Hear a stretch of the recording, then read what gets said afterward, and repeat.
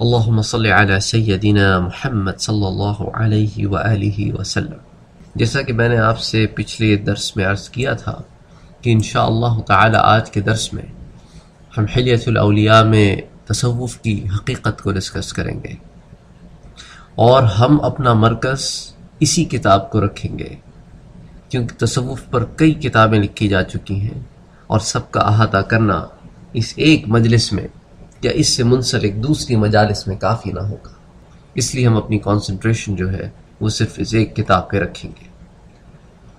تو حلیۃ الاولیاء میں حضرت ابو نعیم رحمہ اللہ علیہ فرماتے ہیں کہ تصوف کی حقیقت میں پہلے تو دیکھتے ہیں کہ اس کے لٹرلی میننگ کیا ہے۔ ایک ہوتا ہے نا ڈکشنری میں جو میننگ ہوتے ہیں، تو وہ کہتے ہیں کہ اگر ڈکشنری کے میننگز کو دیکھا جائے تو اس کے 4 معنی نکلتے ہیں، 4 مختلف چیزوں پہ اس کا اطلاق ہوتا ہے، اس کی امپلیمنٹیشن ہوتی ہے۔ وہ کہتے ہیں اس کا ایک معنی تو یہ ہے کہ تصوف جو ہے وہ صوفانہ سے ماخوذ ہے، یعنی صوفانہ آپ کہتے ہیں، سمجھ لیں کہ سبزی وغیرہ۔ تو وہ کہتے ہیں اگر اس مطلب کو لیا جائے تو اس کا مطلب یہ ہوگا کہ جو لوگ اللہ تعالیٰ کی قربت اختیار کرتے ہیں، اللہ ان کی طبیعتوں میں قناعت پیدا کر دیتا ہے، تو دنیا کی وہ لذتیں جو عام آدمی کے لیے ایک بہت بڑی اٹریکشن ہوتی ہیں وہ اس طرف مائل نہیں ہوتے، وہ اتنا ہی کھاتے ہیں کہ الحمدللہ گزر بسر ہوتی رہے، ان کو ہوس نہیں ہوتی، وہ کھانے کے لیے جیتے نہیں بلکہ جینے کے لیے کھاتے ہیں۔ تو یہ ایک مطلب نکلتا ہے۔ اب اس کے ضمن میں وہ حدیث بھی پیش کرتے ہیں، کنز الاعمال میں حدیث موجود ہے جس کے اندر حضرت صلی اللہ علیہ وآلہ وسلم کے ایک صحابی ہیں، وہ بیان کرتے ہیں، جن کا نام ہے حضرت سعد بن وقاص۔ وہ کہتے ہیں کہ ہم اللہ کے رسول کے ساتھ اس حال میں اللہ کے لیے نکل جاتے کہ ہمارے پاس کھانے کے لیے کوئی چیز میسر نہ ہوتی، ہم بیری کے پتے کھا کھا کر اللہ کے راستے میں نکلے رہتے ہیں۔ تو یہ وہ کیفیت ہے جس کے بارے میں تصوف کا ایک اطلاق ہوتا ہے۔ اچھا، تصوف کے دوسرے معنی کا اطلاق جو ہے وہ صوفتہ پہ ہوتا ہے، یعنی وہ لوگ جو حاجیوں اور خانہ کعبہ کی خدمت کرنے والے قدیم قبائل سے وابستہ تھے، تو ان کے لیے یہ لفظ استعمال ہوتا تھا۔ تو اس سے مراد پھر یہ لی جائے گی کہ یہ وہ لوگ ہوتے ہیں جو دنیا میں اپنا مال اللہ کی راہ میں لگاتے ہیں، اور ان کا مقصد حیات اللہ کی خوشنودی حاصل کرنا ہوتا ہے۔ یہ آخرت کے لیے اپنے مال کو ذخیرہ کرتے ہیں، دنیا کے اندر جو بھی مصائب آتے ہیں ان کو برداشت کرتے ہیں، اور ائمہ اور مختلف لوگ جنہیں اللہ تعالیٰ نے ہدایت بخشی ہے یہ ان کی پیروی کرتے ہیں۔ اسی ضمن میں شیخ صاحب ایک حدیث لے کے آتے ہیں جو کہ میزان الاعتدال میں موجود ہے۔ حضرت علی رضی اللہ تعالیٰ عنہ اس کے راوی ہیں، وہ کہتے ہیں کہ حضرت صلی اللہ علیہ وآلہ وسلم نے فرمایا کہ اے علی، جب لوگ نیکی کے دروازوں میں اپنے خالق کا قرب حاصل کرتے ہیں تو پروردگار ان کو رشد و ہدایت کی عقل دے کر اپنا قرب بخشتا ہے اور بلند درجات سے نوازتا ہے، دنیا میں لوگوں کے نزدیک بھی بلند رتبہ دیتا ہے اور آخرت میں اپنے ہاں بھی اعلیٰ مرتبہ نوازتا ہے۔ یعنی حدیث کا کہنے کا مقصد ہے کہ جو اللہ کے لیے تڑپتا ہے، جو اللہ کے لیے جستجو کرتا ہے، اللہ تعالیٰ اس کو اپنی جستجو دیتے ہیں اور پھر اپنا قرب بھی دیتے ہیں، اور پھر چونکہ اس کی نیت خالص ہوتی ہے اس لیے اس کو لوگوں میں عزت بھی دے دیتے ہیں، لیکن اس عزت کا اس شخص کے اوپر رتی برابر فرق نہیں آتا، کیونکہ اس کا جو خلوص ہے وہ صرف اللہ کے لیے خاص ہوتا ہے۔ یہی وجہ ہے کہ جن کے پیمانے بھرے ہوتے ہیں ان کو طلب نہیں ہوتی، اور جو خالی ہوتے ہیں وہ شور کرتے ہیں۔ اسی طرح الحاف السادہ المتقین اور در منصور میں ایک حدیث آتی ہے، حضرت ابو ذر غفاری رضی اللہ تعالیٰ عنہ سے مروی ہے کہ فرماتے ہیں کہ میں ایک مرتبہ اللہ کے رسول صلی اللہ علیہ وآلہ وسلم کی خدمت اقدس میں حاضر تھا۔ میں نے عرض کیا یا رسول اللہ، ابراہیم کے صحیفوں میں کیا تھا؟ فرمایا اس میں تمام امثال تھیں، اور ان میں یہ تھا کہ عمل کرنے والے پہ لازم ہے کہ جب تک وہ مغلوب العقل نہ ہو اپنے اوقات کو یوں تقسیم کرے، ایک وقت اپنے رب سے ذکر و مناجات کرے، ایک وقت اپنے نفس کا محاسبہ کرے، ایک وقت مخلوقات الہی میں غور و فکر کے لیے وقف کرے، اور ایک وقت میں اپنے کھانے پینے کی حاجت پوری کرے۔ اپنے دن کو 4 حصوں میں بانٹ دے، جو وقت اس کے پاس ہو میسر اس کو 4 حصوں میں بانٹ دے۔ یہ مطلب نہیں ہے کہ کام دھندا سب چھوڑ کے بس یہی کرتا رہے، جو آپ کے پاس وقت بچتا ہے اس کو پھر اس طرح بانٹ لیں کہ کچھ حصہ تو اپنے لیے رکھ لیں، کچھ اپنے رب کے لیے رکھ لیں، اور جو اپنے لیے رکھیں اس کو 2 حصوں میں بانٹ دیں، اور ایک حصہ اللہ کی مخلوق کے لیے رکھیں۔ جو حصہ اللہ کے لیے ہے اس میں اللہ کا ذکر کریں، جو مخلوق کے لیے ہے اسے مخلوق پہ وقف کریں، اور جو اپنے لیے ہے اس کے 2 حصے کریں، ایک تو اپنے جسم کی حاجات پوری کرنے کا، اور ایک اپنے نفس کی حاجت پوری کرنے کا۔ تو لفظ تصوف کا پھر یہ ایک معنی یہ نکلتا ہے، یا پھر اس سے مراد ایک اور معنی نکلتا ہے جس کو کہتے ہیں صوف القفا، یعنی یہ جو گدی ہوتی ہے نا آپ کے گردن، یہ گدی کے بال، یعنی اس کو گدی کے بال آپ یوں سمجھ لیں کہ جب آپ بال کٹوانے جاتے ہیں تو آپ گدی کے بال صاف کراتے ہیں، رائٹ، اور آپ جا رہے ہیں سر کے بال کٹوانے، تو سر کے بالوں سے یہ متصل تو ہوتے ہیں، آپ یوں سمجھ لیں کہ آپ کا سر دنیا ہے، آپ کا سر دنیا ہے، اور جو بال اگتے ہیں سر پہ یہ وہ لوگ ہیں جو دنیا دار ہیں، اور جو گدی پہ بال اگتے ہیں یہ سر کے بال کٹوانے کی صورت میں نکال دیے جاتے ہیں۔ تو یہ ہوتے تو اسی کا حصہ ہیں لیکن اس سے جدا ہوتے ہیں۔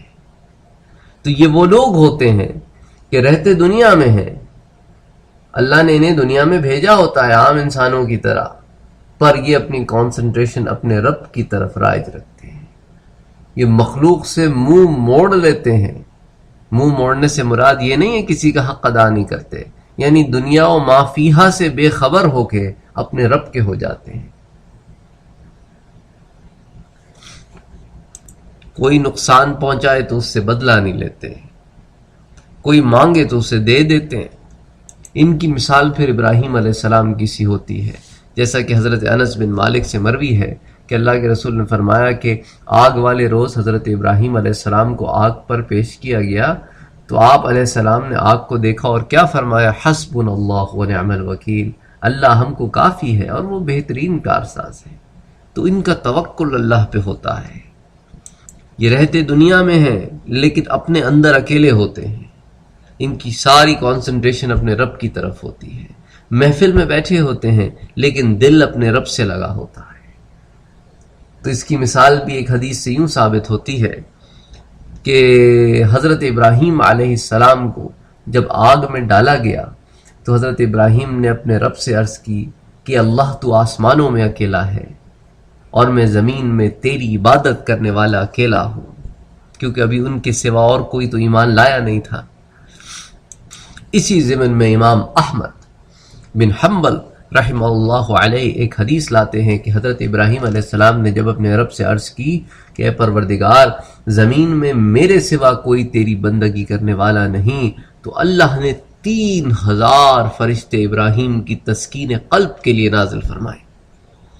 یہ مقام ہوتا ہے اللہ والوں کا کہ اللہ تعالی عرش سے ان کی دلجوئی فرماتے ہیں۔ اور چوتھا معنی جو عام طور پہ سمجھا جاتا ہے کہ تصوف کو لفظ صوف سے لیا جاتا ہے، یعنی اون سے لیا جاتا ہے، تو اس کی وجہ یہ ہے کہ صوفیاء کرام نے ایک زمانے میں اس لباس کو اختیار کیا، اور اس کی ایک بڑی وجہ یہ تھی کہ یہ جو لباس ہے یہ دل کے غرور کو ختم کرتا ہے، اس کے اندر کوئی رانائی نہیں ہوتی، اس کے اندر کوئی ایسا دکھاوا نہیں ہوتا۔ تو ان کو اس پہناوے کی وجہ سے صوفی کہا گیا، اور اس پہناوے کے پیچھے مقصد یہ تھا کہ یہ کوئی سمبلائزیشن نہیں تھی کہ ہم بڑے اللہ والے ہیں اور ہم بڑے صوفی ہیں، وہ تو اپنے نفس کا محاسبہ کر رہے تھے، لوگ اس کو کچھ اور ہی رنگ دے بیٹھے، اور بعض والے لوگوں نے تو دھندا بنا لیا اس کو. یہ دھندا بنانے کے لیے نہیں پہنے تھے انہوں نے صوف کے کپڑے، وہ تو اپنا نفس مار رہے تھے، اپنے نفس کو ذلیل کر رہے تھے، اپنے اندر قناعت پیدا کر رہے تھے. اسی ضمن میں حضرت امام جعفر بن محمد الصادق رحمہ اللہ علیہ فرماتے ہیں جو شخص رسول اللہ کی ظاہری زندگی کو اپنائے وہ سنی ہے، یعنی سنت پر گامزن ہے، اور جو حضرت صلی اللہ علیہ وآلہ وسلم کی باطنی زندگی کو اختیار کرے وہ صوفی ہے. یعنی باطنی زندگی سے مراد یہ ہے کہ پاکیزہ ہو، نفس میں، اخلاق میں، اللہ کی طرف رجوع کرتا ہو، اللہ کی مخلوق کی طرف اچھا ہو، لوگوں سے معاملات اچھے رکھتا ہو، اپنے رب کی بندگی کا حق ادا کرے جیسا کہ ادا کرنے کا حق ہے، اپنے نفس کا حق ادا کرے جیسا کہ ادا کرنے کا حق ہے. وہ جو کامل ہو، پہلے تو باہر سے ظاہری طور پہ سنی ہو، یعنی سنت پہ گامزن ہو، اور پھر اس سنت کو اندر بھی لے جائے کہ اس کا اندر باہر ایک ہو جائے. یہ نہیں ہے کہ بھنگ پی کے پڑا رہے، نمازیں نہ پڑھے، روزے نہ رکھے. تو اسی لیے وہ جو اپنے نفس کے پجاری ہوتے ہیں اور اپنے پیٹوں کو بھرتے ہیں اور بے حیا ہوتے ہیں وہ صوفی نہیں ہوتے، وہ اندر سے خالی ہوتے ہیں، وہ ڈھونگی ہوتے ہیں. ان ڈھونگیوں سے بچیں. یہ جو نذرانے لینے والے ہوتے ہیں نا، ان ڈھونگیوں سے بچیں. اسی لیے حضرت ابو نعیم رحمہ اللہ علیہ فرماتے ہیں کہ ایسے شخص کو تصوف کی طرف کیسے منسوب کیا جا سکتا ہے کہ جس کو اللہ کی معرفت کا واسطہ پڑے اور اس میں وہ غیروں کی چیزیں خلط ملط کر دے، یعنی ملا دے، اور اصل معرفت اس تک نہ پہنچ پائے. اور جب اس سے کہا جائے کہ تم اللہ کی اطاعت کیوں نہیں کرتے تو وہ جہالت کا اظہار کرے. اور جب اللہ کی طرف سے کوئی آزمائش آئے تو بجائے اس کے کہ صبر کرے واویلا کرے. تو ایسے لوگوں کا صوفیاء سے کوئی تعلق نہیں ہے، یہ ڈھونگی لوگ ہیں. اب حضرت جنید بغدادی رحمہ اللہ علیہ کی زبان سے سنتے ہیں کہ آپ کے نزدیک تصوف کیا ہے. کہا تصوف 10 چیزوں کا نام ہے، یہ 10 چیزوں پہ مشتمل ہے. پہلا تو یہ کہ دنیا کی ہر شے میں کثرت کے بجائے قلت پر اکتفا کرے، یعنی ہر چیز کی زیادہ سے زیادہ ہوس نہ کرے، جو ملے اللہ کا شکر ہے. دوسرا یہ کہ اسباب پہ بھروسہ کرنے کے بجائے اللہ پر اپنے دل کی گہرائیوں سے بھروسہ کرے. فرض پورے کرنے کی طرف رغبت ہو، ساتھ نوافل بھی ادا کرے. چوتھا، دنیا کے چھوٹنے پہ صبر اختیار کرے اور شکوہ نہ کرے. پانچواں یہ کہ قدرت کے باوجود، طاقت رکھنے کے باوجود حلال و حرام میں فرق رکھے. حرام کر سکتا ہے لیکن بچے. چھٹا یہ ہے کہ تمام مشغولیات میں، وہ تمام چیزیں جو آپ کو آکیپائے رکھتی ہیں اس دنیا میں، ان تمام چیزوں میں سب سے زیادہ اپنے ذہن کو اللہ کی یاد میں آکیپائے رکھنے کو ترجیح دے. ساتواں یہ کہ اللہ کا ذکر علانیہ تو کرتا ہے لیکن چھپ کے کرنے کو فوقیت دے، کہ اس کا ذکر اپنے رب کے ساتھ جو ہو وہ کسی پہ عیاں نہ ہو. پھر آٹھواں یہ کہ وسوسوں کے آنے کے باوجود اپنے اخلاص کو ثابت قدم رکھے. نواں یہ کہ شک اگر دل میں آ جائے تو اس کا اثر اپنے یقین پہ نہ پڑنے دے. اور 10واں یہ کہ وحشت کو چھوڑ کر اللہ کے ساتھ سکون حاصل کرے. تو حضرت جنید بغدادی فرماتے ہیں کہ پس جو شخص ان صفات کا حامل ہو اس کو ہم صوفی کہہ سکتے ہیں، وہ صوفی کہلانے کا مستحق ہے. اور جو ان صفات کا حامل نہ ہو وہ کاذب ہے، وہ جھوٹا ہے، صوفی نہیں ہے. حضرت جنید بغدادی سے کسی اور وقت کسی اور نے سوال کیا کہ حضرت کی تصوف کیا ہے؟ فرمایا چھوٹی سی بات سمجھاتا ہوں، ہر گھٹیا اخلاق سے اپنے آپ کو پاک کرنا اور ہر اچھے اخلاق کو اپنانا، یہ تصوف ہے. اب آپ اپنے اطراف دیکھیں کہ وہ لوگ جو دعوے دار بنتے ہیں، جو دیندار بنتے ہیں، ان کے اخلاق کیسے ہیں؟ ان کو چھوڑیں، ہمارے اخلاق کیسے ہیں؟ ہمارے اخلاق، ہم لوگوں کے ساتھ کیسے پیش آتے ہیں؟ کیا امیروں کو دیکھ کے، ان کی جیبوں کو دیکھ کے ہمارے اخلاق اچھے ہو جاتے ہیں اور غریبوں کو دیکھ کے ہم حقارت سے پیش آتے ہیں؟ یہ ہیں ہمارے اخلاق؟ لوگوں کا حق ادا نہیں کرتے بلکہ مار کے کھا جاتے ہیں، اور یہ حرام سے جب اپنی اولاد کی پرورش کریں گے تو کیا خیال ہے ان میں سے ولی اللہ پیدا ہوں گے؟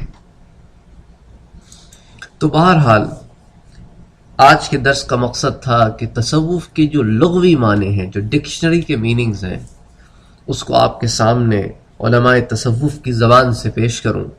انشاءاللہ تعالی پھر اگلے درس میں اس سلسلے کو آگے لے کے چلیں گے۔ وما علینا الا البلاغ، اللہم صل علی سیدنا محمد صلی اللہ علیہ وسلم۔